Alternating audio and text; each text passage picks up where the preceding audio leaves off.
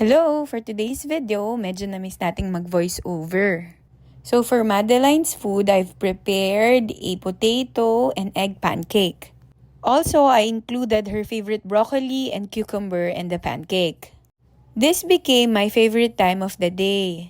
Nakikita ko kasi that Madeline is interested on eating. Sino ba namang mami ang hindi sisipagin mag-prepare ng food kapag kinakain ng anak natin yung food na hinahanda natin? I've decided to try baby-led weaning for Madeline kasi nakita ko na interested siyang kumain. Every time kasi nasa dining table kami at nasa kandungan ko siya, inaabot niya yung mga pagkain ko. Sinubukan ko din ito before kay Mackenzie, kaso hindi siya interested. Sobrang saya ko nung nakita ko na si Madeline interested siyang kumain. Tignan mo naman yung broccoli, favorite niya yan.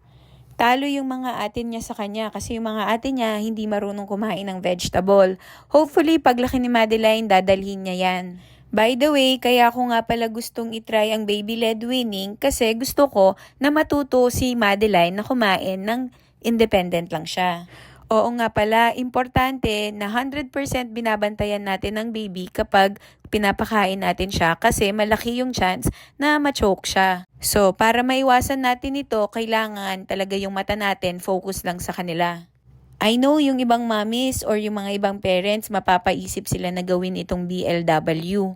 Kasi nga, sanay tayo na kapag baby, purees dapat yung pinapakain. However, option natin yung mga magulang. Tignan nyo naman si Madeline, enjoy na enjoy siya sa kanyang potato egg pancake. This is only her 11th day pero tignan nyo naman, pro na siyang kumain. Ang saya-saya ng mommy heart ko every time na pinapanood ko siyang kumain ng ganito. Along the way, makikita natin kung ano yung ayaw at favorite ng mga babies natin through BLW. Keep on watching our videos for more info!